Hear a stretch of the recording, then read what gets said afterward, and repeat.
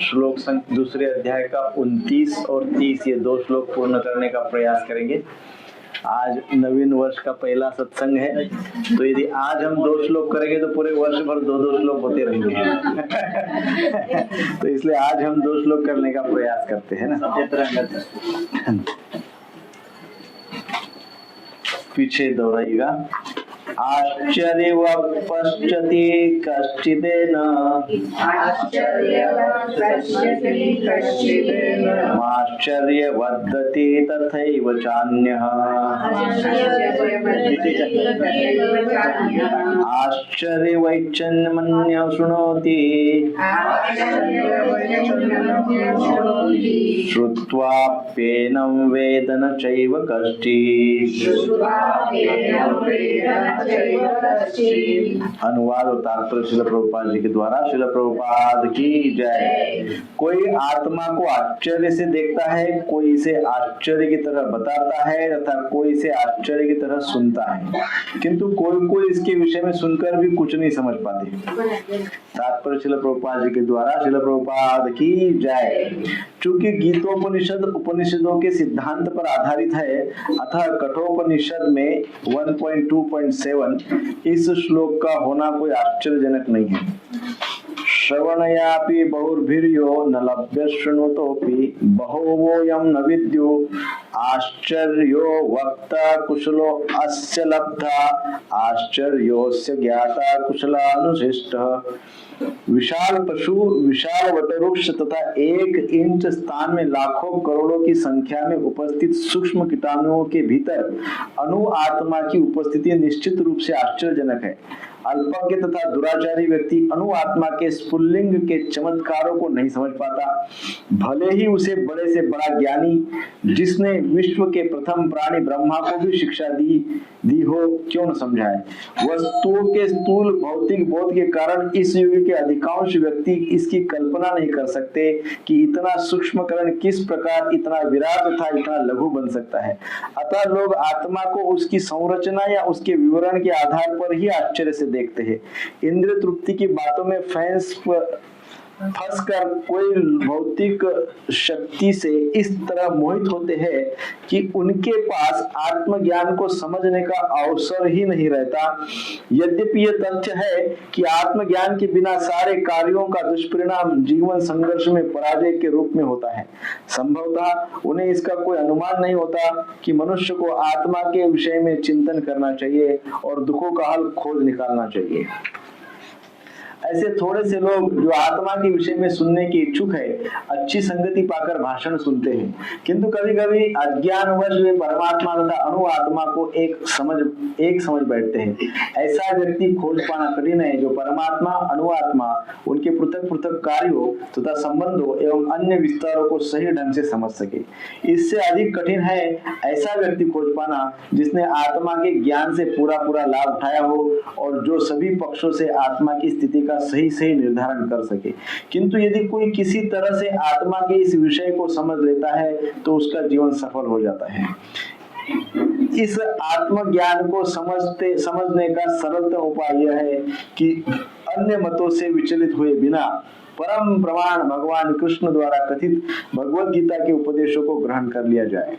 किंतु इसके लिए भी इस जन्म में या पिछले जन्मों में प्रचुर तपस्या की आवश्यकता होती है, तभी कृष्ण को श्री भगवान के रूप में स्वीकार किया जा सकता है। पर कृष्ण को इस रूप में जानना शुद्ध भक्तों की अहेतुकी कृपा से ही होता है, अन्य किसी उपाय से नहीं। देहि नित्यम अवध्योयम देहे सर्वस्य भारत तस्मात् सर्वाणि भूतानि न त्वं शोचितुम् अर्हसि।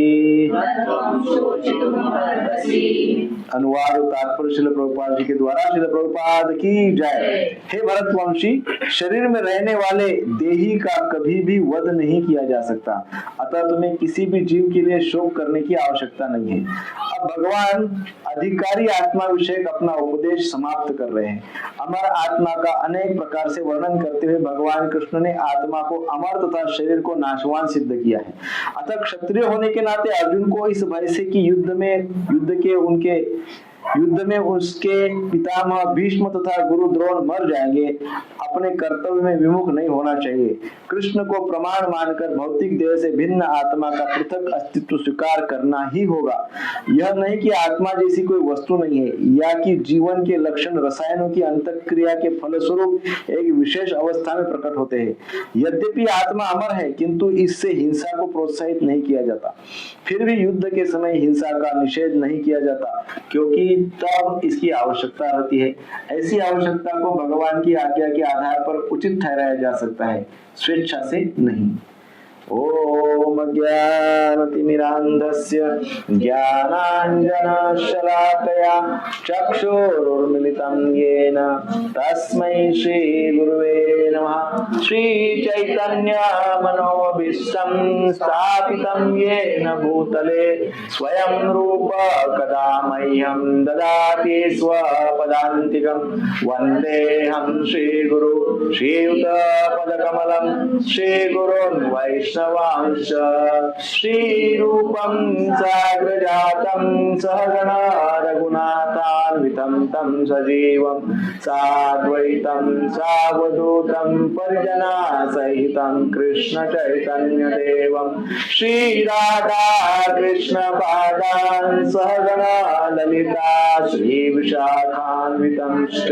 हे कृष्ण करुणा सिंधु दीनबंधु जगत्पते गोपेश गोपिका कांत राधा कांत नमोस्तुते। तप्त कांचन गौरांगी श्रीराधे वृंदावनेश्वरी वृषभानुसुते देवी प्रणमामि हरिप्रिये। वाञ्छाकल्पतरुभ्यश्च कृपा सिन्धुभ्य एव च पतितानां पावनेभ्यो वैष्णवेभ्यो नमो नमः। जय श्री कृष्ण चैतन्य प्रभु नित्यानंद श्री अद्वैत गदाधर श्रीवासादि गौर भक्तवृंद। हरे कृष्ण कृष्ण कृष्ण हरे हरे, हरे राम राम राम हरे हरे। हरे कृष्ण कृष्ण कृष्ण हरे हरे, हरे राम राम राम हरे हरे। हरे कृष्ण कृष्ण कृष्ण हरे हरे, हरे राम राम राम हरे हरे। श्रील प्रभुपाद की जय। आज के नवीन वर्ष के प्रथम दिवस पर, सत्संग के प्रथम दिवस पर हम भगवान श्री राधा गिरधारी जी के चरणों में आप सभी के लिए कामना करते हैं कि इस नवीन वर्ष में भगवान आपकी सारी इच्छाएं पूर्ण करे, विशेषकर आध्यात्मिक इच्छाएं पूर्ण करे, आपको भरपूर भक्ति नाम रुचि प्रदान करे, आपका आध्यात्म में इंटरेस्ट और गहरा हो जाए, ऐसे हम भगवान के चरणों में प्रार्थना करते हैं। सो आज का जो श्लोक है बहुत महत्वपूर्ण है, 2.29 एंड 2.30, 29 और 30। अभी तक हमने देखा कि चर्चा चल रही है, भिन्न भिन्न प्रकार की चर्चा हमने पहले अध्याय में और 28वें श्लोक तक देखी है। इस श्लोक में या इसके थोड़े से पूर्व के कुछ श्लोक से अचानक आत्मा का विषय शुरू हो गया है ना। भगवान श्री कृष्ण आत्मा के विषय पे चर्चा अचानक शुरू कर दिए है। क्यों ऐसा भगवान ने आत्मा के विषय पर चर्चा शुरू की है, उसका हम विचार करेंगे। अर्जुन जो है, पिछले अध्याय में हमने देखा शोकग्रस्त है, दुखी है। दो स्तर पे अर्जुन को दुख हो रहा है, दो लेवल पे अर्जुन को दुख हो रहा है। पहली जो लेवल है वो सांसारिक दृष्टि से दुख हो रहा है, और दूसरा दुख का स्तर है धर्म के स्तर पे दुख हो रहा है। तो पहला स्तर जो है सांसारिक, अर्जुन सोच रहे मेरे गुरु है, मेरे पिताश्री पितामह है, मेरे बंधु बांधव है, मेरे मित्रगण है ना, मेरे सगे संबंधी है, इन सबको मैं कैसे मारूं? तो इनको मारने से तो दुख मिलेगा, तो इस प्रकार से पहला जो दुख का स्तर है वो क्या है, सांसारिक दृष्टि का स्तर है। और दूसरी स्तर पे धर्म या अधर्म, इसका अर्जुन को भ्रम हो गया है। धर्म क्या है और अधर्म क्या है, इस विषय में थोड़ा सा अर्जुन को मोह हो गया, भ्रम हो गया, कंफ्यूजन हो गया है। अर्जुन सोच रहे कि वास्तव में धर्म क्या है, क्या अपने गुरुजनों को मारना धर्म है, क्या इनको मार दूं, क्या ये धर्म है? धर्म क्या है?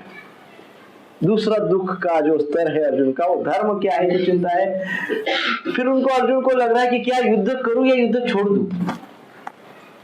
तो इस प्रकार से दो स्तर पे अर्जुन के दुख है। दूसरे अध्याय का 7वां श्लोक हमने देखा था, कार्पण्य दोषो प्रभुत स्वभाव पृच्छामि त्वाम धर्म सम्मूढ़ चेता यश्रेषानिष्टम ब्रूहि तन्मे। वो कहते हैं अर्जुन कि हे कृष्ण, मैं अभी कृपण हो गया हूं, मैं थक गया हूं, मैं समझ नहीं पा रहा हूं, मेरे हाथ पैर कांप रहे हैं, है ना। शिष्यस्तेहं शादिमां त्वां प्रपन्नम, मेरा शिष्य के रूप में आप स्वीकार करें। अब मैं आपको गुरु मानता हूँ, मैं आपको समर्पित हो गया। अभी तक मैं आपको अपना मित्र मान रहा था, अभी मैं आपको गुरु मानता हूँ। मेरे मित्र को ही मैं गुरु बना देता हूँ, सबसे बेस्ट, है ना। मित्र के साथ फ्रैंकली बात कर सकते हैं और गुरु भी वही है। तो हमारे आत्मनिवेदनम, अंदर जो कुछ भी है वो सब हम खोल के भगवान के सामने रख सकते हैं। तो इस प्रकार से अर्जुन ने कृष्ण को कहा कि आप मेरे को निश्चित तौर पे बताइए।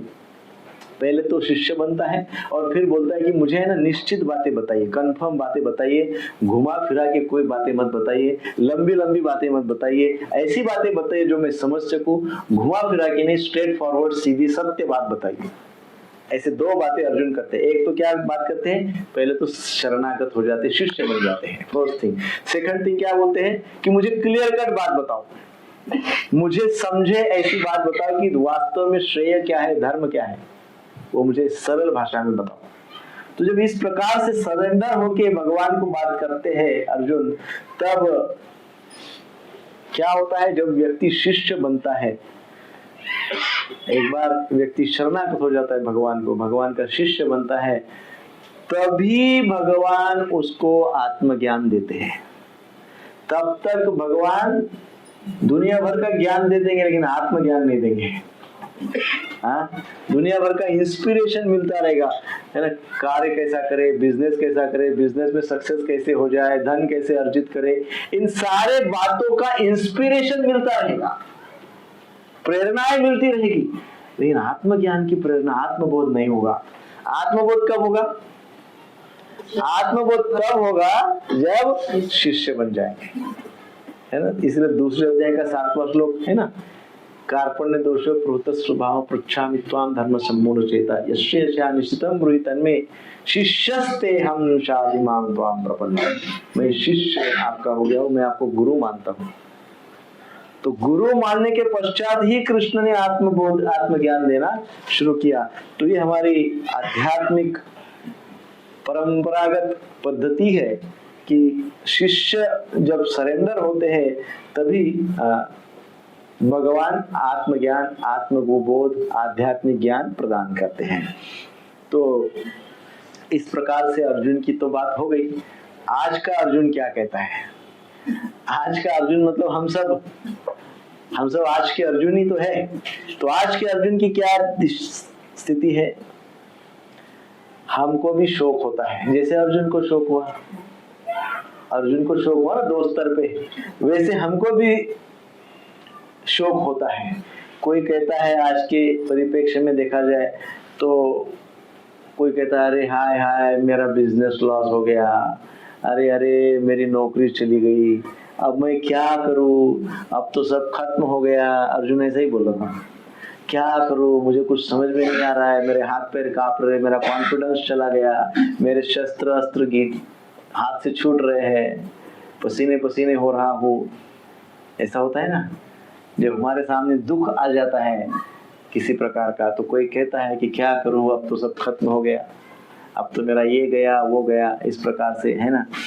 कोई होता है, जैसा अर्जुन भी रिश्ते के संबंध के परिप्रेक्ष्य में सोचे कि मैं तो सब, मेरे संबंध ही समाप्त हो जाएंगे, है ना। अर्जुन ने ऐसे सोचा कि मेरे सारे संबंध समाप्त हो जाएंगे, मेरे सगे संबंधियों को मारने की बात हो रही है तो सब तो समाप्त हो जाएगा। अर्जुन ने ऐसे सोचा। तो आज कोई कोई को दुख होता है, वो भी सोचता है, वो क्या सोचता है, वो सोचता है मेरा रिश्ता टूट गया, अब जी के क्या फायदा। अर्जुन ऐसे ही तो सोचा, अर्जुन ने यही तो सोचा ना। अर्जुन ने क्या सोचा, अर्जुन ने सोचा कि मेरे सगे संबंधी मर जाएंगे तो क्या बचेगा, सब खत्म हो जाएगा। तो कोई कोई को आज भी संसार में दुख होता है, रिश्ता संबंध टूटने का, तो बोलता हाय अभी क्या करूं, मेरा तो रिश्ता टूट गया, सब कुछ खत्म हो गया। तो ये आज के अर्जुन की दशा है ना। वो अर्जुन को उस प्रकार का दुख हुआ था, हम जैसे अर्जुनों को इस प्रकार का दुख होता है, पर दुख तो है। कई बार हमारे जीवन में ऐसी घटनाएं भी आती है, या हम संसार में देखते हैं कि ऐसी कुछ घटनाएं दुख भरी घटती है कि सारे संसार को हिला देती है, सारा संसार हिल जाता है ना। उस समय यदि हम किसी को कहे कि डोंट वरी, दुख तो आया है ठीक है, परंतु आत्मा का विचार करो, आत्मा के स्तर पे विचार करो, आध्यात्मिक स्तर पे विचार करो, तो तब प्रश्न ये है कि क्या हम आध्यात्मिक स्तर पे विचार करने के लिए तैयार होते हैं? जब ऐसा कुछ भयंकर हो जाता है ना, खूब भयंकर कुछ हो गया, कोरोना आ गया, क्या हम आध्यात्मिक स्तर पे विचार करने के लिए तैयार हो गए? और कुछ युद्ध हो गया, क्या हम आध्यात्मिक स्तर के ऊपर विचार करने के लिए तैयार हो गए? क्या हम होते हैं तैयार? कोई भी दुख आया, क्या हम आध्यात्मिक स्तर के ऊपर विचार करते हैं? नहीं करते। हम आध्यात्मिक स्तर पे विचार नहीं करते, हम सुनने के लिए, अध्यात्म का सुनने के लिए तैयार नहीं होते। इसलिए जो भी दुख और संकट आता है वो हमको भयंकर दुखी और डिप्रेस्ड और फ्रस्ट्रेटेड बना देता है, चिंतातुर कर देता है। क्यों? क्योंकि हमको प्रैक्टिस नहीं है। कुछ ऐसा प्रतिकूल परिस्थिति आ गई तो आध्यात्मिक स्तर पे सोचे, आध्यात्मिक विषयों को सुने, ये हमको प्रैक्टिस नहीं है, इसलिए वो हमको स्वर याद ही नहीं आता है। इतना सुना, इतना सुना, इतना हर हफ्ते सुन रहे, पर जब आवश्यकता होगी तब वो याद ही नहीं आता है। क्यों? क्योंकि उतनी प्रैक्टिस नहीं है। तो अर्जुन की तरह जब हम भी स्वीकार करते हैं, जैसे अर्जुन ने दूसरे अध्याय के 7वें श्लोक में स्वीकार किया था, वैसे उनकी तरह हम भी, आज का अर्जुन भी स्वीकार कर लेता है कि मेरी जो सोच है, अभी ऐसी प्रतिकूल परिस्थिति है, ऐसी दुख भरी परिस्थिति है, पर अब मुझे ऐसे लग रहा है कि मेरी जो सोच है वो सफिशिएंट नहीं, पर्याप्त नहीं है, मेरी जो बुद्धि है वो पर्याप्त नहीं है। जब ये अर्जुन ऐसा सोचता है, एक्चुअली तभी भगवत गीता की गहराई में वो उतरता है। वहां से वो भगवत गीता के गहराई में उतरना शुरू करता है। कब? जब वो ये सोचता है कि मेरी जो सोच है, मेरी जो बुद्धि है, ये पर्याप्त नहीं है।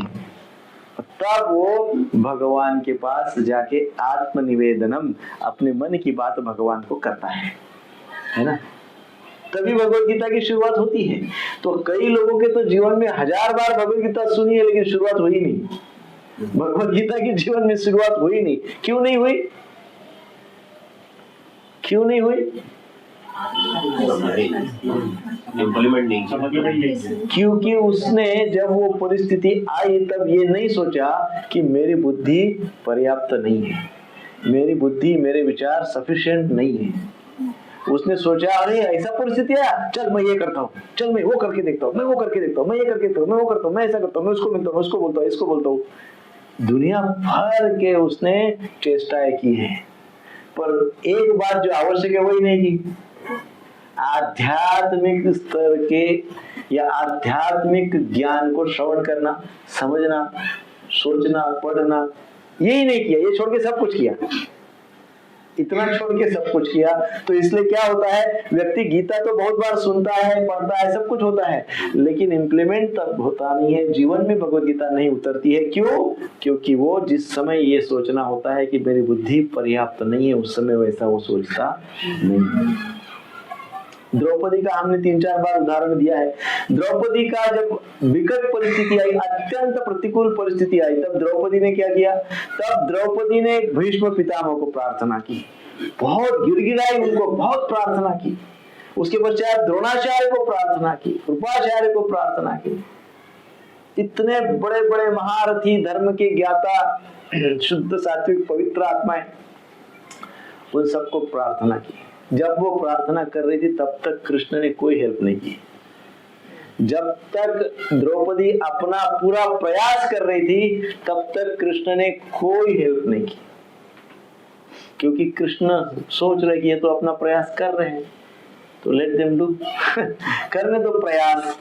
क्योंकि जब हम प्रयास करते हैं तो ये सोच रहे होते हैं कि मेरे पास सफिशिएंट नॉलेज है, मेरे पास सफिशिएंट बुद्धि है, मेरे पास तो बहुत बहुत बहुत डीप एंड बहुत क्या पता वंडरफुल आइडियाज हैं, बहुत सुंदर सुंदर कल्पनाएं, विचार, आइडियाज है, वो तो मेरे प्रॉब्लम उससे सॉल्व सब हो जाएंगे।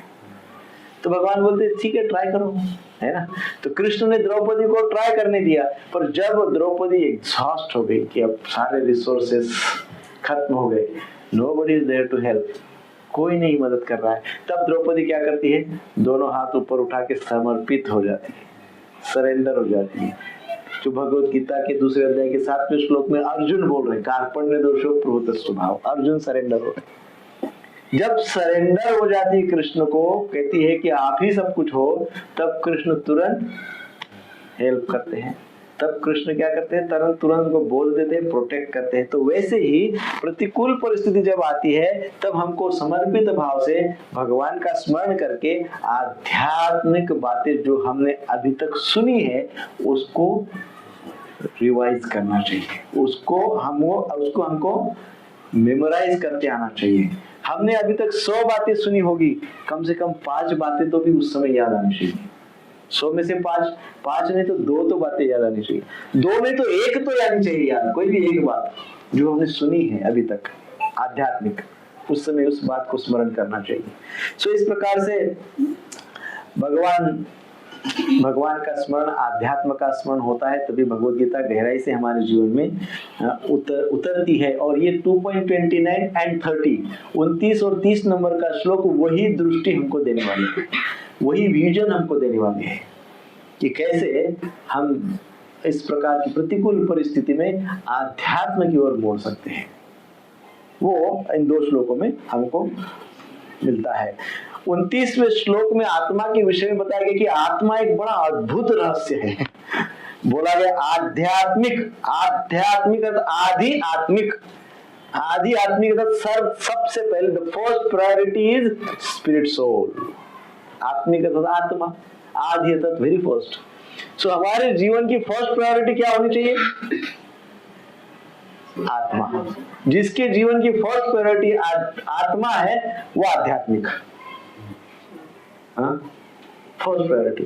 बट हम हमारे रूटीन में इतने फंस चुके होते हैं कि पता नहीं कौन से नंबर की प्रायोरिटी वो आत्मा को देते हैं। कई तो बार महीनों याद ही नहीं रहता कि मैं आत्मा हूँ शरीर में इतने उलझे रहते हैं कि हमको स्मरण ही नहीं होता है कि मैं आत्मा हूँ। तो इस श्लोक में 29 श्लोक में 2.29 में आत्मा के अद्भुत रहस्य के विषय में बताया गया कि क्या है ये आत्मा जो हमारे अंदर है, और जो चली जाती है तो व्यक्ति डेड हो जाता है, जो निकल जाती है शरीर के बाहर तो व्यक्ति उसका कीमत शून्य हो जाता है, 0 हो जाता है, डेड हो जाता है। तो क्या रहस्य है? तो मुख्य सूत्र उसमें बताया था आश्चर्यवत पश्यति कश्चिदेनम, है ना, ये बहुत महत्वपूर्ण है।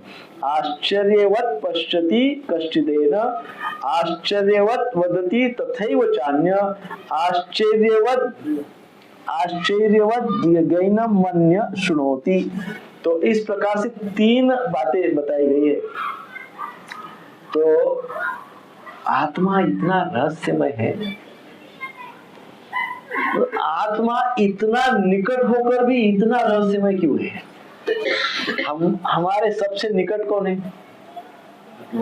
कितना निकट है? एकदम इधर है, इतना निकट है, 200-400 किलोमीटर नहीं, हजारों किलोमीटर। कोई वो वैकुंठ लोग, अमुक लोग, तमुक लोग, इधर उतना कुछ दूर कुछ नहीं है।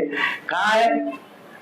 एकदम निकट। इतना निकट होकर भी रहस्यमय क्यों है? क्यों ऐसा सीक्रेट है? जब हमारे अंदर इतने निकट है फिर भी इतना सीक्रेट जैसा क्यों है? क्यों ऐसा रहस्यमय है? ये हम इन श्लोकों में समझने का प्रयास करेंगे। इसका अर्थ क्या है? 2.29 का भावार्थ हम बताते हैं। कुछ लोग आत्मा को आश्चर्य की वस्तु की तरह देखते हो। सोचते कि अरे आत्मा, ओ क्या आत्मा क्या है? आश्चर्यचकित देखते हैं उसको, आश्चर्यचकित होकर। कुछ लोग आश्चर्य की तरह उसका वर्णन करते, कुछ लोग बहुत ही सुपर, उसका एकदम सुंदर तरीके से आत्मा का वर्णन करते हैं। आत्मा कैसा है? आत्मा तो मरता ही नहीं है, आत्मा जलता नहीं है, आत्मा डूबता नहीं है, आत्मा सूखता नहीं है, आत्मा बदलता नहीं है, आत्मा चिन्मय है, आत्मा अनंत है, आत्मा नित्य है, आत्मा अजन्मा है, आत्मा अव्यक्त है। कितनी तरह से वर्णन, आश्चर्यचकित होने वाला वर्णन कुछ लोग करते हैं, और कुछ लोग बहुत ही आश्चर्यचकित होकर सुनते हैं। ओ ऐसा है, अच्छा ऐसा है, ऐसा सुनते हैं। और अधिकतर लोग सब कुछ सुनकर भी कुछ नहीं समझते हैं। आत्मा के विषय में सब कुछ सुनकर भी कुछ भी नहीं समझते हैं। अधिकतर लोग ऐसे हैं। ऐसे इस विषय में इस श्लोक में बताया गया है। तो 3 बार इस श्लोक में आश्चर्य ये शब्द आया है ना? आश्चर्यवत पश्यति, अर्थात जो वास्तविक रूप में देखता है उसको देखने से आश्चर्य होता है। आश्चर्यवत पश्यति अर्थात जो वास्तविकता सचमुच में देखता है, जो वास्तविकता से देखता है आत्मा को। दूसरा है आश्चर्यवत वदति, जो आत्मा का अनुभव लेकर बोलता है, जो वास्तव में आत्मा की ओर देखता है। पश्यति, जो वास्तव में आत्मबोध लेकर, आत्मा का अनुभव लेकर बोलता है, वो आश्चर्यवत वदति। आश्चर्यवत शुनोति, जो आश्चर्य से सुनता है। इसका अर्थ क्या है? जो आत्मा के विषय में श्रद्धा पूर्वक सुनता है, बहुत विथ फुल फेथ, पूर्ण श्रद्धा से, पूर्ण भाव से आत्मा के विषय में सुनता है। 3 लोग बताए हैं, पुनः एक बार बताता हूँ। कौन से 3 लोग? जो आत्मा को सचमुच में देखता है, जिसको दिख जाता है आत्मा, सचमुच में देखता है। फर्स्ट पश्यति। दूसरा है वदति, जो आत्मा का अनुभव लेकर बोलता है, जिसको आत्मज्ञान मिल गया, आत्म साक्षात्कार मिल गया, या आत्मबोध मिल गया। ये बोध लेकर, साक्षात्कार लेकर जो बोलता है उसको क्या कहा गया है? आश्चर्यवत वदति, उसके विषय में चर्चा। और तीसरा आश्चर्यवत शुनोति, अर्थात जो अतिशय श्रद्धा पूर्वक सुनता है, श्रवण करता है, विथ फुल फेथ, जो सुनता है। ऐसी 3 कैटेगरी। और चौथी कैटेगरी है श्रुत्वापि न वेद, अर्थात जो सब कुछ सुनकर भी बदलता ही नहीं है, जो सब कुछ सुनता है फिर भी उसमें कोई परिवर्तन नहीं होता है। सब कुछ सुनता है फिर भी उसको कोई परिवर्तन नहीं होता है, वो नहीं बदलता है। There is no transformation. ऐसी 4 कैटेगरी है ना? तो आत्मा का आश्चर्य, आत्मा का आश्चर्य ऐसे समझेंगे तो क्या आश्चर्य है आत्मा का? तो हमने पूर्व के क्लास में बताया था, आत्मा की साइज कितनी है? बाल का टिप, उसके कितने टुकड़े? 1000, और उसका एक पार्ट। कहने का अर्थ है कि इतना सूक्ष्म है कि आप देख ही नहीं सकते। आत्मा का आश्चर्य तो ये है कि आकार में इतना सूक्ष्म है, इतना सूक्ष्म है कि टेलीस्कोप में भी नहीं दिखता है, MRI वगैरह में भी किधर कहीं पे भी नहीं दिखता है, इतना सूक्ष्म है। परंतु प्रभाव कितना है? महाविशाल। आत्मा इतना सा है तो प्रभाव कितना है? तो वो उतना सा आत्मा वो निकल गया तो समाप्त, महाप्रभाव है। हाँ, ये आश्चर्य वाली बात नहीं है? आश्चर्य की बात है कि नहीं? आत्मा के विषय में बहुत बड़ा आश्चर्य है कि इतना छोटा सा स्पार्क है, इतना कण है, परंतु प्रभाव महाविशाल है। प्रचंड प्रभाव है। सो ये आत्मा की विशेषता है, इसलिए आत्मा के विषय में हम आश्चर्यचकित हो जाते हैं। आश्चर्यवत, इसलिए आत्मा को बोला है आश्चर्यवत, वंडरफुल, है ना, इसलिए ऐसे बोला गया है। सो आत्मा परमाणु से भी सूक्ष्म है, दिखता नहीं है, परंतु फिर भी संपूर्ण शरीर को चेतना प्रदान करता है। क्या प्रदान करता है? चेतना। इतना छोटा सा कण है, परंतु यदि वो कण नहीं है, निकल जाता है, तो पूरी कॉन्शियसनेस खत्म हो जाती है, पूरी एक्टिविटी समाप्त हो जाती है, कोई चेतना हमारे अंदर नहीं रहेगी, किसी भी प्रकार की चेतना हमारे पास नहीं हो सकती, हम कंप्लीटली डेड हो जाते हैं। सो ये बहुत बड़ा विशेष बात आत्मा का है कि इतना छोटा होते हुए भी इतना महान कार्य करता है, छोटा होते हुए भी अतिशय विशाल, अतिशय महान कार्य करता है। उदाहरण आपके लिए बता सकता हूँ, है ना, ये तो उदाहरण मैं बहुत बार देता हूँ क्योंकि हमको उदाहरण से बहुत जल्दी समझ में आता है। मोबाइल मोबाइल की बैटरी कितनी होती है? बहुत छोटी होती है, लेकिन बैटरी निकाल दो तो 1.5 लाख का 2 लाख का मोबाइल है और उसमें का बैटरी निकाल दो। मोबाइल से काम तो बहुत बड़े बड़े होते हैं, पूरे संसार में हम कनेक्ट हो सकते हैं, पूरे संसार में कनेक्ट हो सकते हैं, ईस्ट वेस्ट, नॉर्थ साउथ, सब जगह, अमेरिका, जापान, ऑस्ट्रेलिया, सब ऊपर नीचे, पूर्व पश्चिम उत्तर दक्षिण, एवरीवेयर जस्ट मोबाइल से कनेक्ट हो जाते हैं। उसमें की बैटरी निकाल दी तो वैसा ही है, हम पूरे संसार से कनेक्ट हो सकते हैं, परंतु हम भगवान से भी कनेक्ट हो सकते हैं। हमारी विशेषता ये है, हम भगवान से कनेक्ट हो सकते हैं। पहले तो आत्मा वो हमको भगवान से कनेक्ट कर देता है, हम आत्मा से भगवान से कनेक्ट हो सकते हैं, परंतु भगवान को कनेक्ट करने के लिए इतना बड़ा जो इक्विपमेंट है मोबाइल, इसमें आत्मा रूपी बैटरी जरूरी है। वो बैटरी, आत्मा रूपी बैटरी डाल दिया कि ये मनुष्य रूपी शरीर डायरेक्ट वैकुंठ, स्वर्ग, सभी जो उच्च कोटि के लोग हैं, गोलोक, सभी भगवान को कनेक्ट कर सकते हैं। परंतु ये बैटरी नहीं है तो, या ये बैटरी को चार्ज ही नहीं, बैटरी है लेकिन चार्जिंग ही नहीं करते, चार्जिंग करना होगा ना, इसीलिए तो हम हर हफ्ते क्लास लेते हैं, ये बैटरी चार्जिंग का काम है ना। आत्मा को चार्ज, कॉन्शियसनेस चार्ज अप हो जाती है, चेतना कॉन्शियस हो जाती है, चेतना शुद्ध हो जाती है, कॉन्शियसनेस प्योर हो जाती है। सो इस प्रकार से ये हम इस प्रकार से आत्मा के प्रति हम जागरूक होना चाहिए। आत्मा बड़ा ही आश्चर्यचकित करने वाला है। सो इंद्रियों से परे है आत्मा। कैसे है? इंद्रियों से परे। आप सोचेंगे ऐसा इतना वंडरफुल, इतना आश्चर्यचकित करने वाला आत्मा है, चलो जरा आज मैं उसको अपने आंखों से देखता हूँ, है ना, चलो मैं देखता हूँ कैसा, कितना बड़ा है, क्या डायमेंशन है, क्या रूप है, क्या उसका मटेरियल है, किस प्रकार से बना हुआ है, चलो आज मैं देखता हूँ कौन से मटेरियल से बना हुआ है। कर सकते हैं क्या?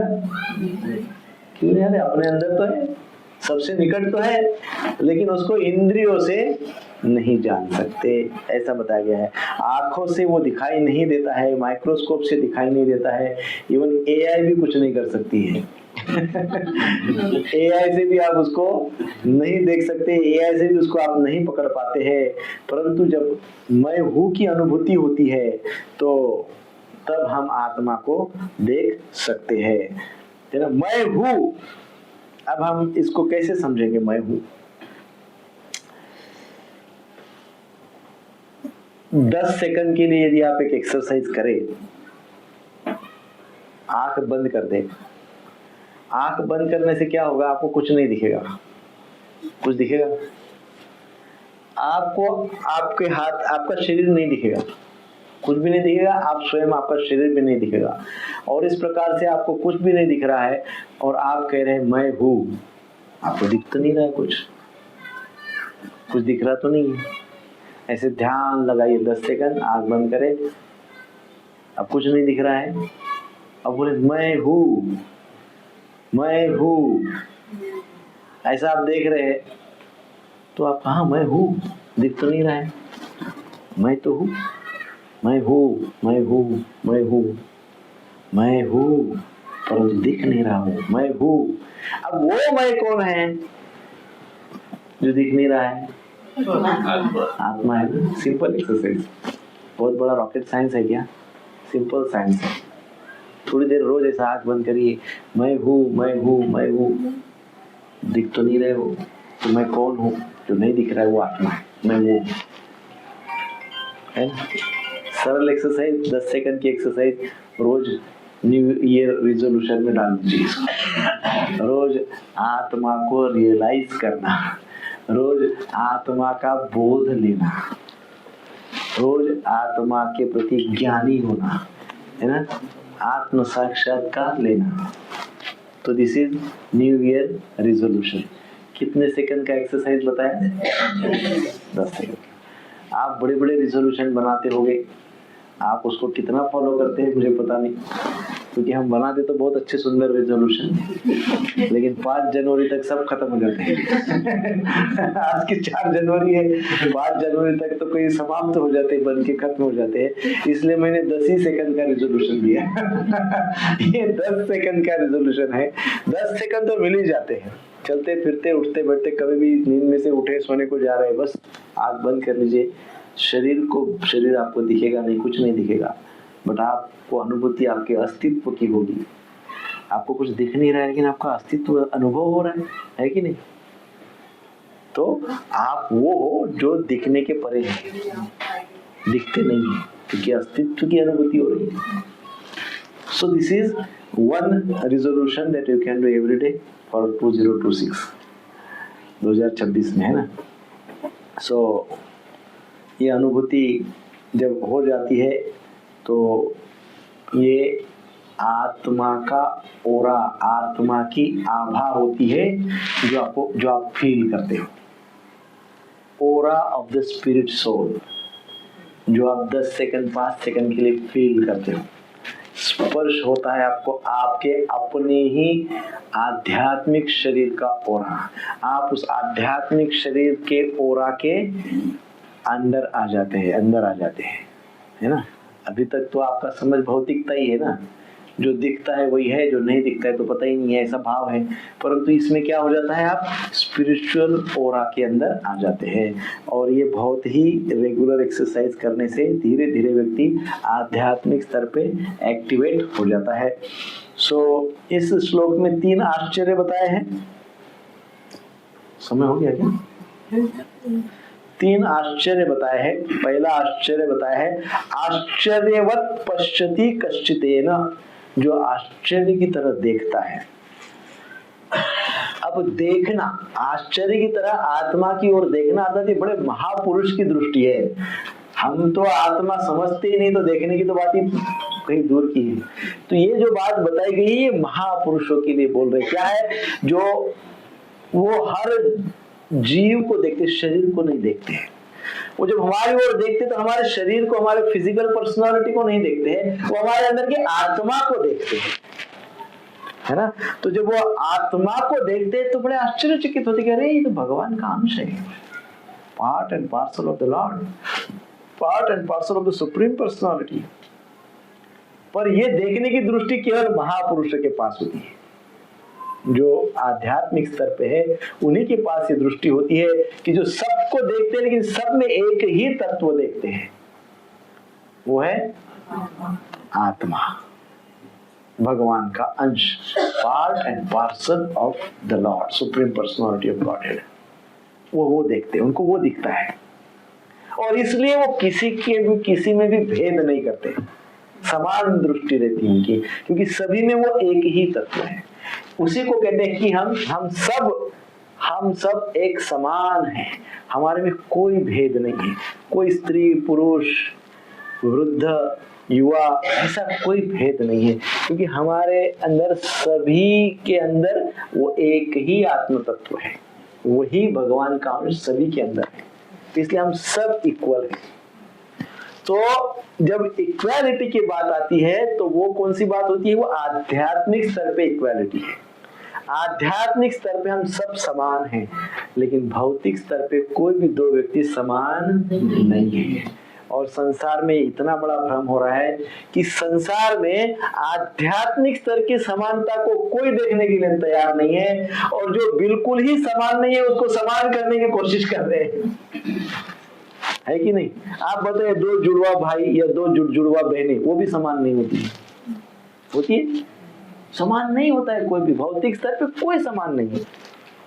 वैचारिक स्तर पे यदि समान विचार हो गए तो हो सकते हैं, परंतु भौतिक स्तर पे कोई भी दो व्यक्ति समान नहीं है। लेकिन आध्यात्मिक स्तर पे सारा संसार समान है, सबके अंदर वही भगवान है। तो इस प्रकार से वो जो महापुरुष होते हैं वो सभी की ओर जब देखते हैं, आत्मा की ओर जब देखते हैं, हमारी ओर जब देखते हैं, तो हमारे अंदर उनको जीवात्मा दिखता है जो भगवान का अंश है।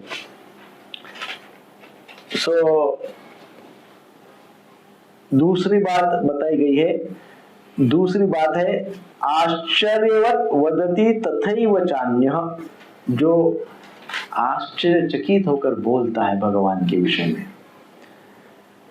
ये एक आत्मबोधी व्यक्ति के विषय में बोला गया है, आत्म साक्षात्कारी व्यक्ति के विषय में बोला गया है, जिसको आत्म साक्षात्कार हो गया है। आत्म साक्षात्कार जिसको हो गया उसको उसके विषय में बोला जा रहा है। वो क्या बोलता है? वो आश्चर्यचकित होकर बोलता है कि मैं शरीर नहीं हूं, मैं आत्मा हूं। क्या बोलता है? मैं शरीर नहीं हूं, मैं आत्मा हूं।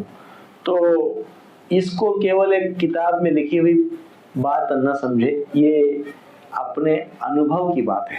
जैसा कि अभी हमने कहा, मैं शरीर नहीं हूं, ये मैं आत्मा हूं, ये अपने प्रत्येक व्यक्ति के अनुभव की गूंज है। This is a vibration. ये sentence is not just a sentence, ये sentence is a spiritual vibration. गूंज है एक प्रकार का, कंपन है एक प्रकार का, कि मैं शरीर नहीं हूं, मैं आत्मा हूं।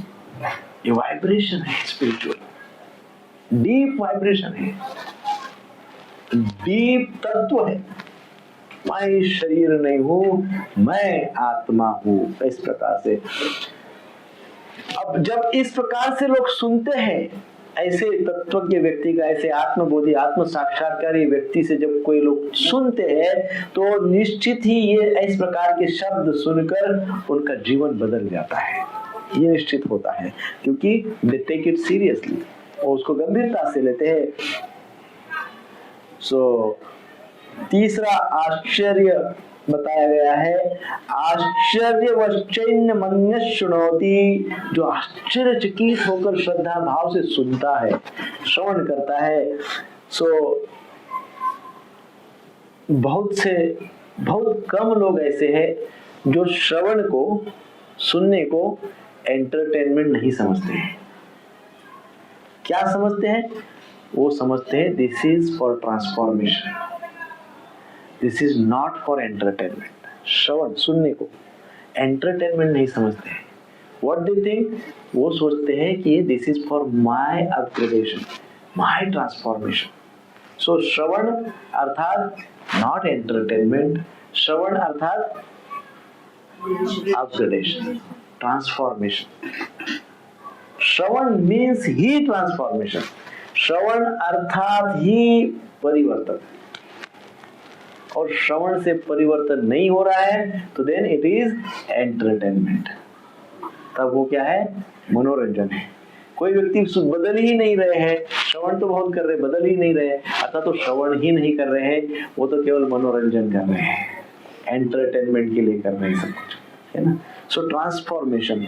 जो इस प्रकार से सुनते हैं एकदम ध्यान से, है ना, उनको, उनके लिए बताया गया है आश्चर्यवत शृणोति, वो आश्चर्यचकित होकर श्रद्धा भाव से सुनते हैं। और जब वो सुनते हैं तो उनके अंदर अपग्रेडेशन हो जाता है, बदलाव आ जाता है, परिवर्तन हो जाता है।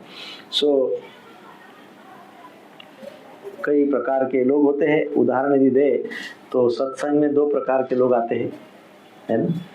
सो पहला व्यक्ति इस भाव से आता है सत्संग में, वो व्यक्ति सोचता है कि आज क्या नया ज्ञान मिलेगा, आज क्या नया ज्ञान मिलेगा, क्या नई बात पता चलेगी, इस भाव से आता है।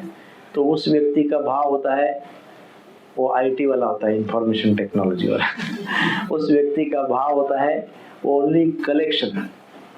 जैसे हम कंप्यूटर में सब कलेक्ट करके भर के रख देते हैं ना, सब कंप्यूटर में भर के।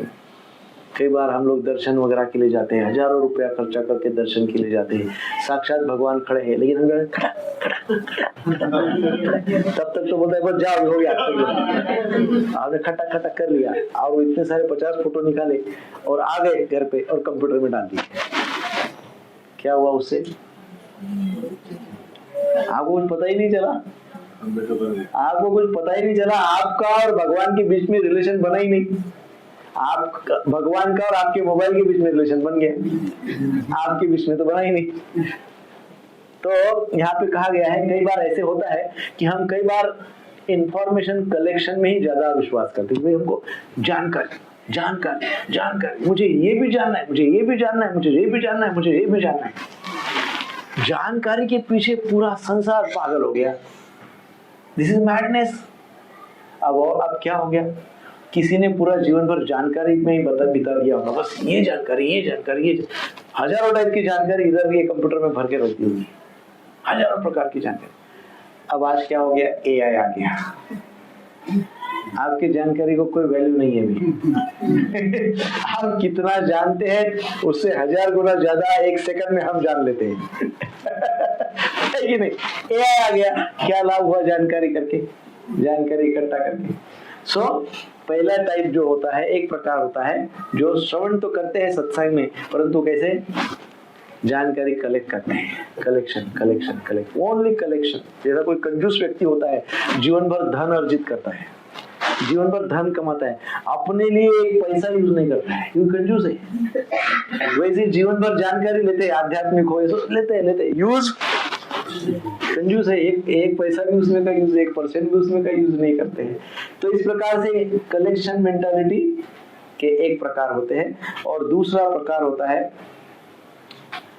आज वो इस भाव से आता है, वो ये सोचता है कि आज एक बात भी मेरे हृदय में यदि उतर गई ना, तो मैं उसको अपने जीवन में अपनाऊंगा, मैं उसको जीवन में उतारूंगा।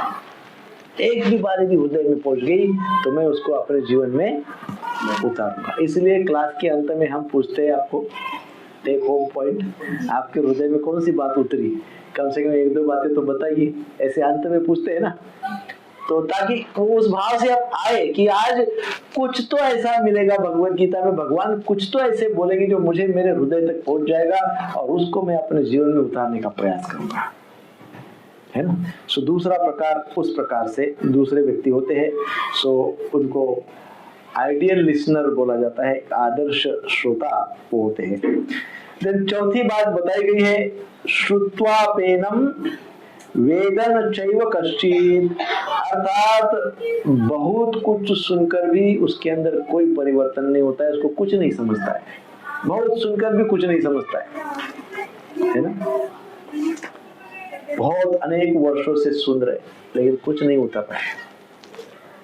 बच्चों का आवाज है नीचे, अच्छा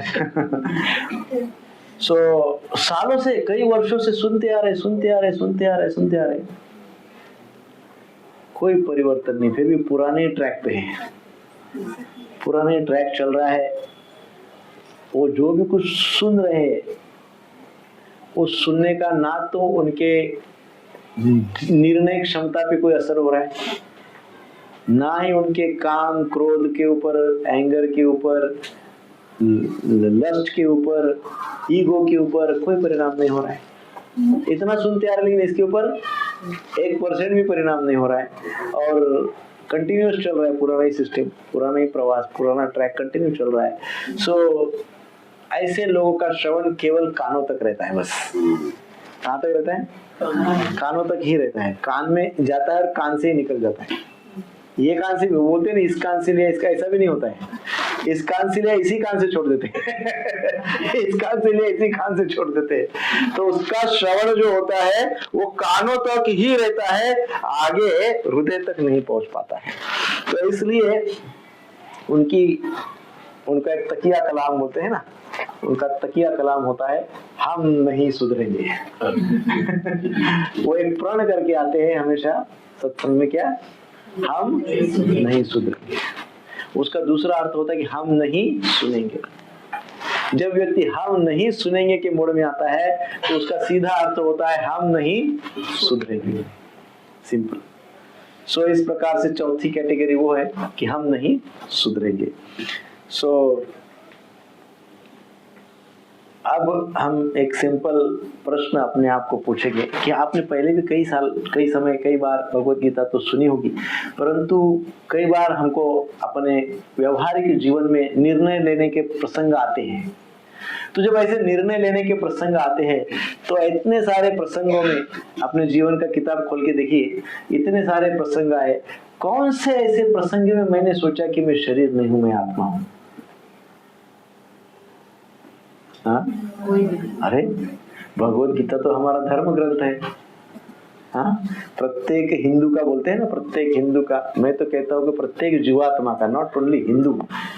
बट हमारा सौभाग्य है कि वो विशेषकर हिंदू धर्म में वो धर्म ग्रंथ है, ये तो हमारा धर्म ग्रंथ है। और धर्म ग्रंथ का इसेंशियल इंस्ट्रक्शन ये है कि I am not body, I am soul. और कहा गया है कि जब भी इस प्रकार की प्रतिकूलता है, ऐसे तो 24/7 ये फीलिंग होनी चाहिए, परंतु विशेषकर कोई प्रतिकूलता आती है तो ये भाव तो होना चाहिए। तो कितनी बार हमको ऐसे लगा, हमने कई बार ध्यान किया, कई बार चिंतन किया, कई बार अनेक अनुष्ठान किए होंगे, अनुष्ठान आपने बहुत सारे अनेक प्रकार के मेडिटेशंस किए होंगे, अनेक प्रकार की अनेक बातें की होंगी। कितनी बार ऐसे लगा I am not body, I am soul? नहीं लगा। ये लगने की बहुत आवश्यकता है। This is second new year resolution, actually similar to first one. I am not body, I am soul. जब भी किसी भी प्रकार की सिचुएशन क्रिएट होती है, आइदर एंजाइटी वाली हो, एक्साइटमेंट वाली हो, डिप्रेशन वाली हो, फ्रस्ट्रेशन वाली हो, नॉर्मल हो, जनरल हो, किसी भी प्रकार की कोई भी बात तैयार होती है, सिचुएशन क्रिएट होती है, तो भगवत गीता की इस सार को स्मरण करना चाहिए। हाँ, भगवत गीता को, दिस इज गीता का सार, दिस इज अध्याय का नाम। एक्चुअली कई बार आचार्यगण बताते हैं गीता का सार। और व्हाट इज गीता का सार? आई एम नॉट बॉडी, मैं शरीर नहीं हूं, मैं आत्मा हूं, मैं आत्मा हूं।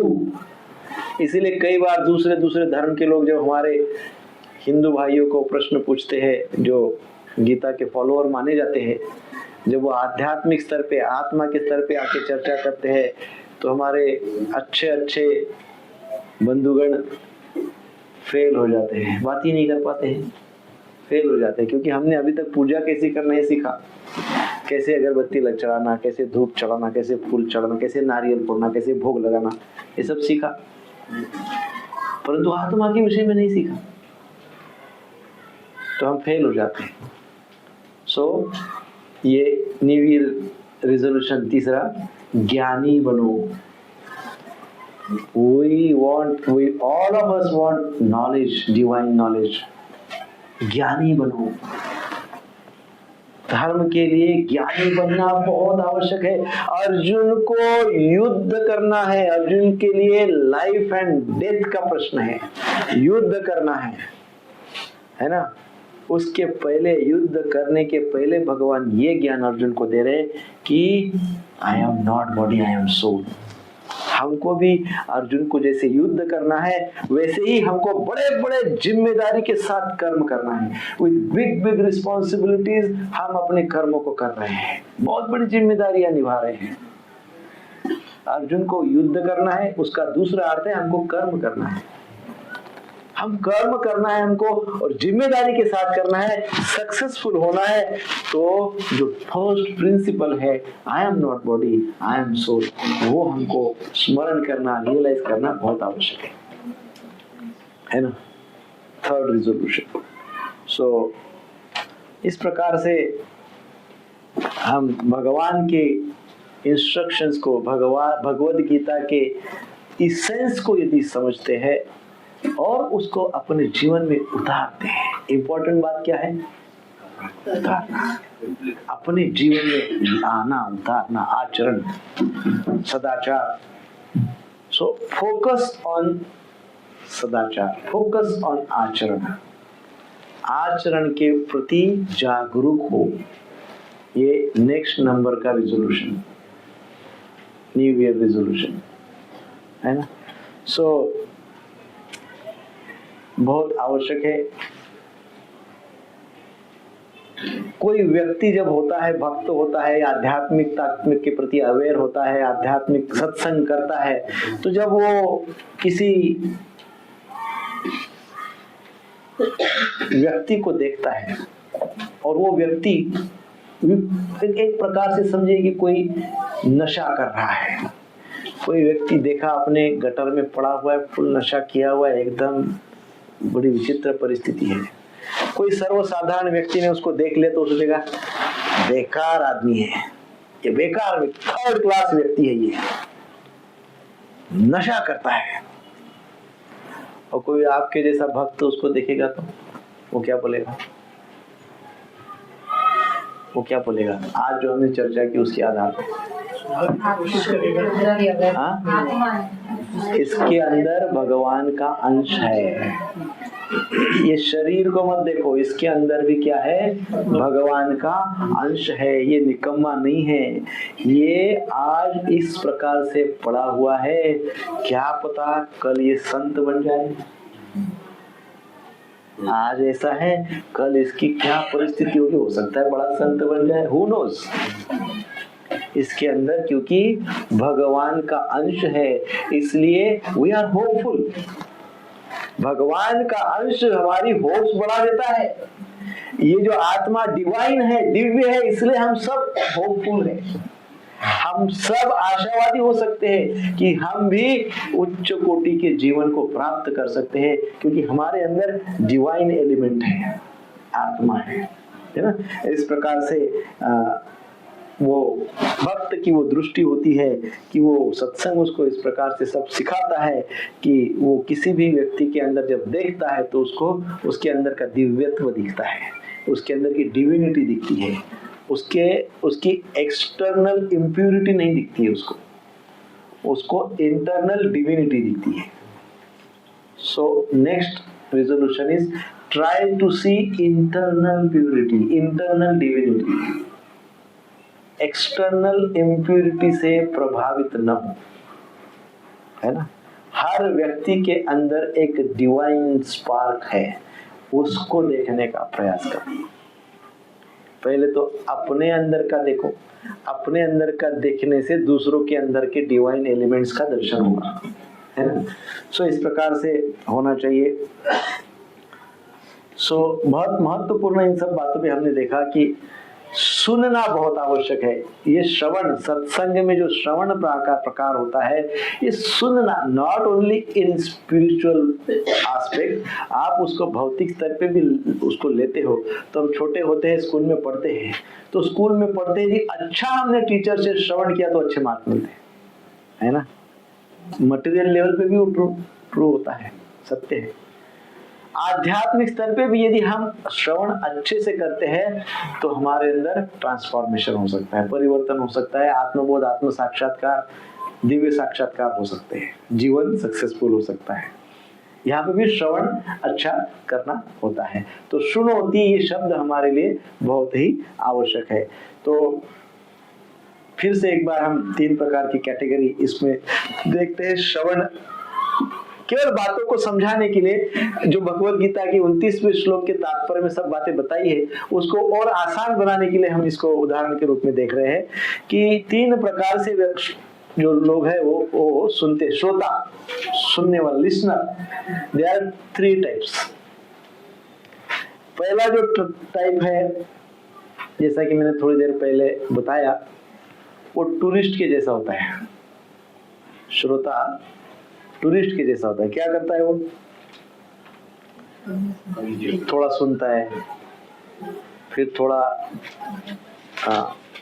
इधर उधर ध्यान देता है, फिर थोड़ा आजकल मोबाइल तो है ही है, तो थोड़ा ये सुनता है, थोड़ा ये देखता है, थोड़ा ये देखता है, थोड़ा देखता है, अच्छा ये सीलिंग बहुत अच्छा है, हाँ ये अच्छा इंटीरियर अच्छा है, अच्छा सुनो, फिर थोड़ा बीच में ऐसा दिस इज द वे। मतलब टूरिस्ट होता है ना, टूरिस्ट जब जाता है घूमने के लिए तो क्या करता है, थोड़ा इधर फोटो इधर देखता है, थोड़ा ये अच्छा है, फिर ये अच्छा है, फिर वो अच्छा है, ऐसा देखते रहता है, घुमाते रहता है अपनी दृष्टि सर्वत्र, है ना।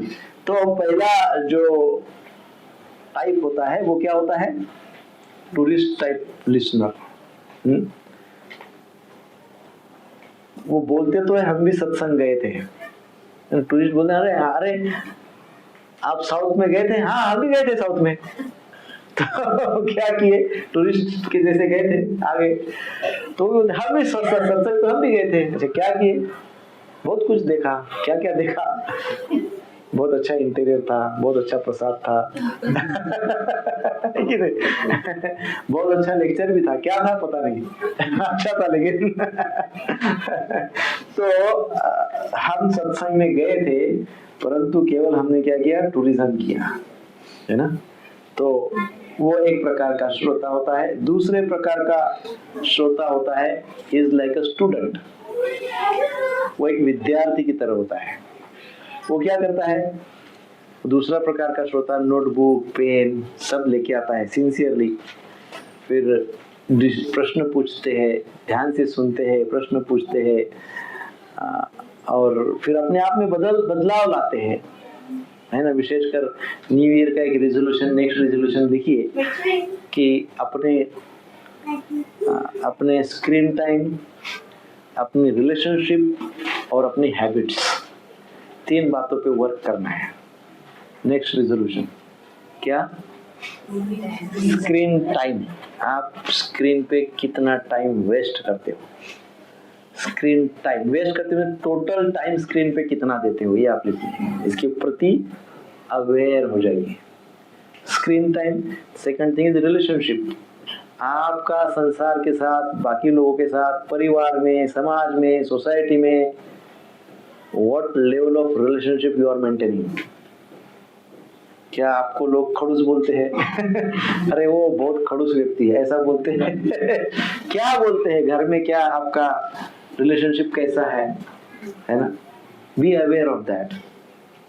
And then third thing is habits, आपके हैबिट्स के प्रति अवेयर हो जाइए। सो नोटबुक पेन लेकर जब सिंसियरली सब कुछ लिखते हैं, तो वो जब वो लिखते हैं तो अपने अंदर परिवर्तन लाने के लिए लिखते हैं, है ना। सो अपने आदतों को चेंज करने के लिए लिखते हैं, अपने रिलेशनशिप्स को इम्प्रूव करने के लिए लिखते हैं, जो हमारे जीवन में ड्रेनर्स है उनको रिड्यूस करने के लिए लिखते हैं, और गेनर्स को इंक्रीज करने के लिए लिखते हैं, है ना। तो इस प्रकार से न्यू ईयर का रेजोल्यूशन है। थर्ड थिंग, तीसरे प्रकार का श्रोता होता है सीकर। सीकर समझ गए ना, सीकर, हाँ, जो वास्तव में कुछ प्राप्त करके अपने जीवन को कंप्लीटली बदल देता है और आध्यात्मिक स्तर पे आ जाता है। तो जो थर्ड लेवल का होता है वो है सीकर। सीकर अर्थात श्रवण कीर्तन, वो सब कुछ, है ना, और सब बातों को, जो भी सत्संग में बोला जाता है, उन सब बातों को आत्म साक्षात्कार की साधना मानता है और आत्म साक्षात्कार के आगे बढ़ता है, और उसका लक्ष्य एक ही होता है, I am not body, I am soul. वो लक्ष्य वो रखता है और इस प्रकार से वो आगे बढ़ता है। वो सोचता है कि मैं केवल मटेरियल विजन नहीं रखूंगा, होगा, परंतु साथ ही majorly with first priority spiritual vision होगा, है ना, स्पिरिचुअल विजन होगा। इस प्रकार से वो इस प्रकार से सोचता है। सो आज तय कीजिए, नेक्स्ट रेजोल्यूशन इज, मैं कम से कम टाइप 2 या टाइप 3 का श्रोता बनने का प्रयास करूंगा। टाइप 1 तो बिल्कुल नहीं बनूंगा। है कि नहीं? समझ रहे हैं ना मैं जो बोल रहा हूँ? न्यू ईयर रेजोल्यूशन बता रहा हूँ, हमने सोचा न्यू ईयर का पहला क्लास है, तो न्यू ईयर रेजोल्यूशन इस प्रकार से है। सो अब हम 2.30 को समझने का प्रयास करते हैं। देही देही नित्यम अवध्योयम देहे सर्वस्य भारत तस्मात् सर्वाणि भूतानि न त्वं शोचितुम अर्हसि। हे भरतवंशी, शरीर में रहने वाले का कभी भी वध नहीं किया जाता सकता, अतः तुम्हें किसी भी जीव के लिए शोक करने की आवश्यकता नहीं है। शोक का आध्यात्मिक वर्णन इस श्लोक में हमारे दुख का स्पिरिचुअल एक्सप्लेनेशन दिया गया है। शोक का स्पिरिचुअल एक्सप्लेनेशन बताया गया है। देही नित्यम अध्योयम, इस प्रकार से तस्मात् सर्वाणि भूतानि न त्वं शोचितुम अर्हसि। सो देही अर्थात आत्मा, जो शरीर का स्वामी है, जो देह का स्वामी है वो देही, जो धन का स्वामी है वो धनी, जो देह का स्वामी है वो देही। तो देह हमारा शरीर है और देही हमारा आत्मा है, जो शरीर में स्थित हमारे देह का, बॉडी का ओनर है, स्वामी है। नित्यम अर्थात अनादि, अनंत, अवध्य अर्थात जिसे कोई मार नहीं सकता।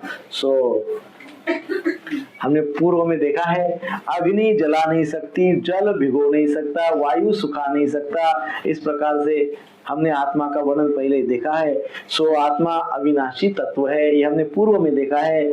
उसी बात को इस श्लोक में बताया गया है, देही नित्यम अवध्य। जो पूर्व में हमने वो सीखा है, उसी बात को इसमें बताया गया है कि आत्मा को कोई मार नहीं सकता। इसलिए शोक क्यों कर रहे हो? इसलिए शोक करने के तस्मात् न शोचितुम अर्हसि, इसलिए अननेसेसरी शोक मत करो। क्यों शोक करते हो? आत्मा को कोई मार नहीं सकता। शरीर बदलना वस्त्र के बदलने के समान है। वस्त्र फटने पर कोई शोक करता है क्या? नहीं करता है। तो इसलिए वस्त्र फटने पर जितना शोक करते हैं उतना ही शोक शरीर बदलने पर करना चाहिए। इसकी भी हमने पूर्व में चर्चा की थी। तो कई बार हम ये प्रश्न करते हैं इसके ऊपर, शोक नहीं करना है तो कैसे हो सकता है? दुख तो होता है ना, कोई व्यक्ति घर के किसी का मृत्यु हो जाता है, किसी सगे संबंधी का मृत्यु हो जाता है, तो शोक तो होगा ना। तो आप क्या बोल रहे हैं, कोई इमोशन ही नहीं रखना है? Emotion, dry emotions, emotionally dry होना है, कोई इमोशन ही, कोई भावुकता ही नहीं चाहिए। ऐसी बात थोड़ी ना भगवत गीता बता रही है। कई बार लोग प्रश्न पूछते हैं कि ऐसे कैसे हो सकता है? दुख तो होगा ना, मनुष्य है तो दुख होगा। इमोशंस है, मनुष्य है तो इमोशंस है, इमोशंस है तो दुख होगा। ऐसे कैसे हो सकता है? तो भगवत गीता क्या बता रही है? भगवत गीता भावुकता को नहीं तोड़ रही है। भगवत गीता इमोशंस को रिजेक्ट नहीं कर रही है। भगवत गीता उसके पीछे जो अज्ञान है उसको रिजेक्ट करती है। किसको रिजेक्ट करती है? इमोशंस के पीछे जो अज्ञान है, इमोशंस को रिजेक्ट नहीं करती है। किसको रिजेक्ट करती है? अज्ञानता को रिजेक्ट करती है। जैसे कोई व्यक्ति बोलता है कि नहीं आई एम बॉडी, अरे ये तो शरीर हूँ, है ना, ऐसा सोचता है। तो इस प्रकार से उस अज्ञान को रिजेक्ट करती है। जैसे आंसू आना गलत नहीं है, आंसू आ गए आंखों में दुख के कारण, आंसू आना गलत नहीं है। आंसू आएंगे, इमोशन से आंसू आएंगे, परंतु आंसुओं के साथ हमारा श्रद्धा विश्वास टूटना ये गलत है। हाँ? हमारा आत्मविश्वास, हमारा कॉन्फिडेंस, हमारी श्रद्धा, हमारा फेथ आंसुओं के साथ टूट जाना गलत है। आंसू आना गलत नहीं है। भगवान अन्यायी है, भगवान इनजस्टिस करते हैं। अब क्या है, अब सब खत्म हो गया है। ये सब क्या है? ये अज्ञान है, ये अज्ञान है। दुख होना गलत नहीं है, इमोशनली दुखी होना गलत नहीं है, परंतु उसके पीछे का अज्ञान गलत है, वो नहीं होना चाहिए, है ना। भगवान, मैंने लास्ट समय बताया था कि जब अभिमन्यु को सबने मिलके मारा, युद्ध के उस युद्ध स्थल में अभिमन्यु की मृत्यु हुई, तब कृष्ण के भी आंखों में अश्रु आए। इमोशंस, भगवान बता रहे कि इमोशंस होती है और इमोशंस होना भी चाहिए, इमोशंस होनी भी चाहिए, परंतु उसके पीछे वीकनेस नहीं होना चाहिए। इमोशंस के पीछे, इमोशन का फाउंडेशन वीकनेस नहीं होना चाहिए। दिस इज वेरी इंपॉर्टेंट, है ना। तो ये भगवत गीता हमें इस श्लोक में बता रही है, भगवान का संदेश है। भगवान बोल रहे हैं तुम्हें शोक के बीच भी अपना धर्म और अपनी भक्ति नहीं छोड़नी चाहिए। शोक हुआ है, दुख हुआ है, प्रतिकूल परिस्थिति आ गई है, बहुत टेस्टिंग टाइम है, सब कुछ परेशान, सब विपरीत हो रहा है, इट्स ओके। इस सारी अवस्था में भी हमको अपना धर्म और अपनी भक्ति नहीं छोड़नी चाहिए। भगवान इस बात को इस श्लोक में समझा रहे हैं। अर्जुन के केस में क्या हो रहा है, यदि अर्जुन युद्ध छोड़ देते हैं, क्योंकि दुखी हो गए थे, इन लोगों को मैं मार दूंगा, कैसे होगा, तो मैं युद्ध नहीं करूंगा। मान लो अर्जुन युद्ध छोड़ देते हैं, अर्जुन यदि युद्ध छोड़ देते हैं तो क्या होगा, तो सारे संसार में जो अन्यायी राक्षसी प्रवृत्ति वाले लोग हैं उनको कौन मारेगा, और यदि उनको कोई नहीं मारेगा तो उनकी संख्या भयंकर बढ़ जाएगी और वही सारे संसार में दिखेंगे। और फिर क्या हो जाएगा, ये अन्याय, अत्याचार, दुराचार परमानेंटली सेटल हो जाएगा, परमानेंटली संसार में सेटल हो जाएगा। और वास्तविक क्रूरता ये है, अर्जुन बोल रहे हैं ना कि इनको मारना, अपने गुरु को मारना क्रूरता है, वो क्रूरता नहीं, वास्तविक ये क्रूरता है कि आपके कर्तव्य का पालन न करते हुए आपके अंदर वीकनेस आ गई है, आप इमोशनल हो गए, और इमोशंस का रीजन वीकनेस है। कौन सा वीकनेस है, मोह रूपी वीकनेस है। और आप बोल रहे कि अब मैं इनको नहीं मारूंगा, और आप उनको नहीं मारेंगे तो सारे संसार में आप प्रचार प्रसार किसका करेंगे, अधर्म का, अन्याय का, अत्याचार, दुराचार, इसका प्रचार प्रसार करेंगे। तो इस प्रकार से रियल क्रूरता वही है। सो सर्वस्य, जो तीसरा बता गया है, सर्वस्य भारतः तस्मात् सर्वाणि भूतानि न त्वं शोचितुम् अर्हसि। सो प्रत्येक शरीर, जो मनुष्य का हो, पशु पक्षी का हो, किसी का भी हो, उसके अंदर जो देही है वो अवध्य है, उसको कोई मार नहीं सकता है। इसलिए हमारे आध्यात्मिक दृष्टि से नॉन वायलेंस का अर्थ क्या है, नॉन वायलेंस का अर्थ है अनावश्यक हिंसा न करना, और सभी के लिए आध्यात्मिक स्तर की प्रगति की भावना रखना। अननेसेसरी, हमने यहाँ पे बोला, भगवान ने यहाँ पे बोला कि आत्मा की मृत्यु नहीं है। जब आत्मा की मृत्यु नहीं है तो भगवान दूसरी इंस्ट्रक्शन ये दे रहे हैं कि आपको पता है आत्मा की मृत्यु, तो आत्मा तो मरता नहीं है, तो चलो आप मारते फिर रहे प्राणियों को, पक्षियों को, मनुष्यों को मारते फिर रहे, क्योंकि आप तो बोल रहे कि अभी आत्मा की तो मृत्यु है, थोड़ी ना मैंने मर्डर किया है, आत्मा तो मरता ही नहीं ऐसा विपर्यास नहीं करना है, क्योंकि ये अनावश्यक हिंसा हो गई। ये क्या हो गई, अनावश्यक हिंसा हो गई। सो अनावश्यक हिंसा का भाव इसमें नहीं है। यद्यपि प्रत्येक व्यक्ति का स्पिरिचुअल अपलिफ्टमेंट की भावना है कि प्रत्येक व्यक्ति ने किस प्रकार से आध्यात्मिक स्तर पे अवेयर होना है, आध्यात्मिक स्तर पे जागरूक होना है। भौतिक स्तर पे जागरूक होने के लिए कोई सत्संग की आवश्यकता नहीं है आवश्यकता। भौतिक स्तर पे अरे प्रभु जी कैसा पैसा कमाना है, चलो उसके ऊपर सत्संग करते हैं, इसकी आवश्यकता है नहीं। क्यों नहीं है, क्योंकि सब आपको बहुत एक्सपर्टली पता है, सबको पता है, वेरी स्किलफुली पता है कि कैसे धन कमाना है। तो आध्यात्मिक स्तर के लिए तो ये जागरूकता होने की आवश्यकता नहीं, वो तो बाय डिफॉल्ट जागरूक है। भौतिक स्तर पे सॉरी, आध्यात्मिक स्तर जो हमको ऊंचाई पे ले जाता है, जो हमारे जीवन के अस्तित्व को अमर बना देता है, जो हमारे इसी शरीर में हमको आध्यात्मिक आनंद, दिव्य आनंद, सुख, शांति, समृद्धि का अनुभव देता है, उसके लिए सत्संग की और ज्ञान प्राप्त करने की आवश्यकता है। तो इसके लिए भाव आध्यात्म का यही है कि प्रत्येक व्यक्ति की आध्यात्मिक प्रगति हो। भगवत गीता के इस श्लोक का भाव भी यही है कि प्रत्येक व्यक्ति की, प्रत्येक जीव की आध्यात्मिक प्रगति हो। इस प्रकार से हम गीता की दृष्टि से यदि भाव रखें तो हम बहुत अच्छे से अपने जीवन में आध्यात्मिक प्रगति कर सकते हैं। अर्जुन की जो दशा है, अर्जुन जो बोल रहे हैं, इसमें कहा है न तुम शोचितुम अर्हसितुम, अन्नेसेसरी दुख मत करो। ऐसा कृष्ण बता रहे हैं अर्जुन को अंतिम शब्द में। तो वो कैसे है पता है? एक उदाहरण के तौर पे हम समझ सकते हैं।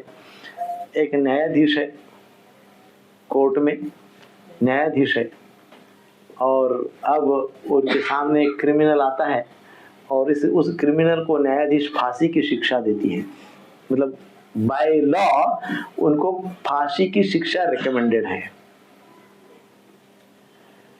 अब न्यायाधीश बेचारे बड़े ही सेंसिटिव हैं, वो बड़े ही रोते रोते कह रहे हैं, अरे अरे बेचारा इसको फांसी हो रही है, अरे अरे बहुत रो रहे हैं, कैसे मैं इसको फांसी दूं?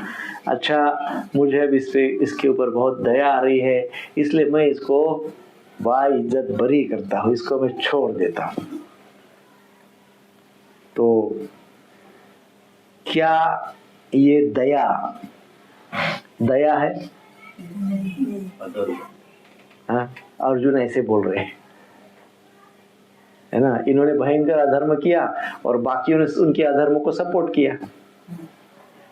कुछ ने भयंकर अधर्म किया और बाकियों ने उनके जो पक्ष में, कौरवों के पक्ष में है, जो आचार्य है, द्रोणाचार्य, पितामह वगैरह, इन सब ने अधर्म को सपोर्ट किया, है ना।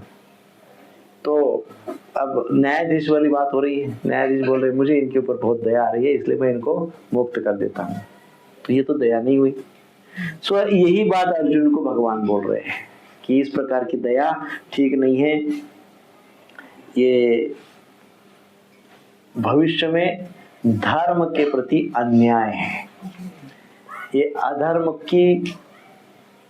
का प्रसार प्रचार है। इसलिए भगवान उनको बोल रहे हैं कि हे अर्जुन, इस प्रकार की दया न दिखाओ। यदि अर्जुन दया के नाम पर अधर्मियों को छोड़ देता है तो भावी पीढ़ियों के लिए, भावी युगों के लिए अत्याचार, अनाचार और अधर्म का दरवाजा खुल जाता है। सारे के सारे जनरेशन अधर्मी हो जाएगी। इसलिए भगवत गीता में कहा गया है कि सच्ची दया, सच्ची करुणा आत्मा के दीर्घकालिक कल्याण और धर्म रक्षा में ही है, न कि तात्कालिक भावुकता में। उस टेम्पररी जो इमोशंस हमारे अंदर आती है, वो टेम्पररी इमोशन जो वीकनेस के आधार पे आती है, उसके ऊपर निर्भर होके दया दिखाना अनुचित है। तो क्या है? तो सर्व प्रकार से हम आत्मा के ऊपर करुणा दिखाए। हम प्रत्येक व्यक्ति को कहे कि बाबा ये समझो कि I am not body, I am soul. तो अनेकों जन्म से जो आत्मा असंतुष्ट है, वो संतुष्ट होना शुरू हो जाएगा।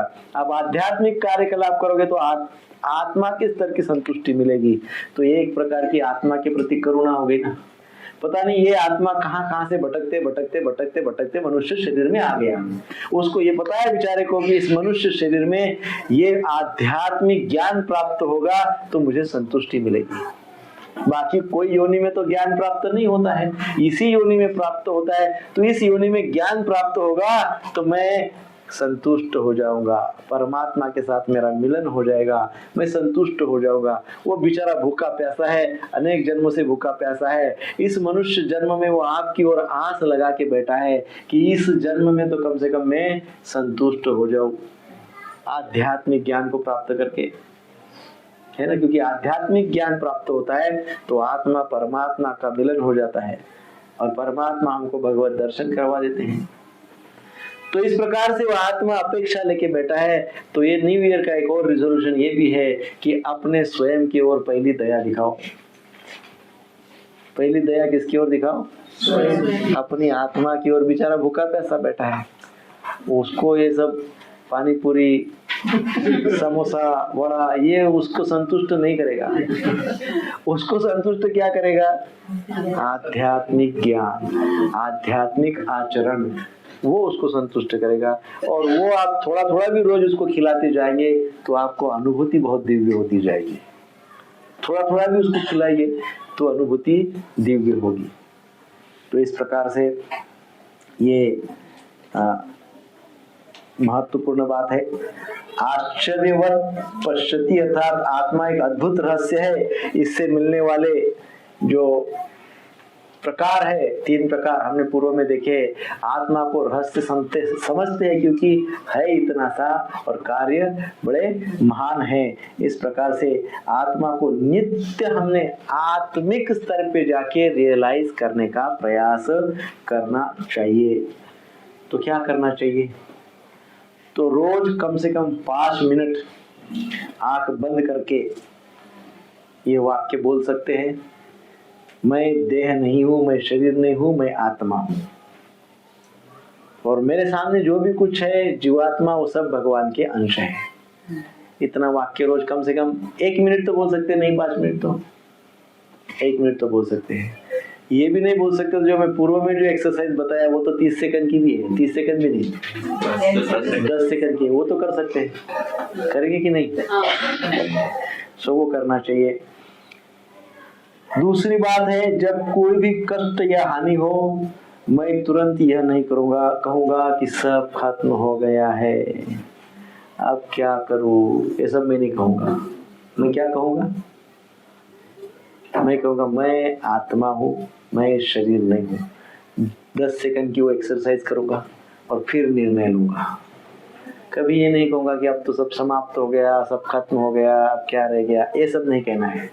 कितना भी दुख आ जाए, है ना, तो क्या कहना है? आई एम नॉट बॉडी, मैं शरीर नहीं हूं। तो अपने आप को भूल जाइए, आंख बंद कर लीजिए। फिर भी अस्तित्व का अनुभव हो रहा है, अर्थात मैं कोई और हूँ जो डिवाइन है ना। तो इस प्रकार से शोक का रूप बदल दो, है ना।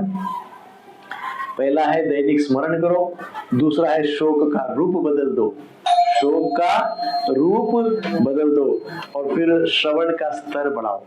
तीसरा क्या है? श्रवण का स्तर बढ़ाओ। सत्संग में केवल जानकारी जुटाने के लिए नहीं होना चाहिए, सत्संग केवल जानकारी जुटाने का माध्यम नहीं होना चाहिए, बल्कि सत्संग में आने के पश्चात ये भाव रखना चाहिए, कम से कम एक बात तो मैं लेके जाऊंगा और अपने जीवन में उतारूंगा। कम से कम एक बात तो लेके सीरियसली जाऊंगा और अपने जीवन में उतारूंगा। सो श्रवण का स्तर हमको बढ़ाना है, तीसरी बात हो गई। और फिर रोज संक्षिप्त ध्यान करना है। और सबसे बड़ा संकल्प है always remember Krishna, never forget Krishna. So रोज कुछ भगवान के नाम की माला जप अवश्य करें यथाशक्ति। सो शांत बैठकर आंतरिक प्रार्थना करेंगे हम। शांत बैठिए और मेरे पीछे बोलिए, आंख बंद कर सकते हैं यदि चाहो तो। हे भगवान, मुझे ऐसा बना दीजिए कि मैं दूसरों के भीतर की आत्मा और आपके अंश को देख सकूं। हे भगवान, मुझे ऐसा बना दीजिए कि शोक के समय भी आपका स्मरण और मेरा कर्तव्य न टूटे। हरे कृष्णा कृष्णा कृष्णा हरे हरे, हरे राम राम राम हरे हरे। तो इस प्रकार से नवीन वर्ष का संकल्प है। आप आगे के जो भी संकल्प चाहते हैं कुछ करना भौतिक स्तर पे, वो भी आप इसमें ऐड कर सकते हैं, परंतु प्रायोरिटी इन बातों की होगी। तो भौतिक कार्यों को करने के लिए आपको जो उत्साह लगता है, जो एनर्जी लगती है, जो ब्लेसिंग्स लगते हैं, वो इन संकल्पों से ही मिलेंगे। सो वो रिजोल्यूशन आप बनाइए, लेकिन वो रिजोल्यूशन का सक्सेस इन रिजोल्यूशंस पे निर्भर है ना। तो ये रिजोल्यूशन सीरियसली ले, उसको समझे और अपने जीवन में अवश्य उतारने का प्रयास करें। हरे कृष्ण कृष्ण कृष्ण हरे हरे, हरे राम राम राम हरे हरे। तो आज हमने 2 अध्याय पूर्ण करने का प्रयास पूर्ण ही किया। हमने सोचा आज तो ये हमारा संकल्प ही है कि आज 2 श्लोक पूर्ण करेंगे। तो आज के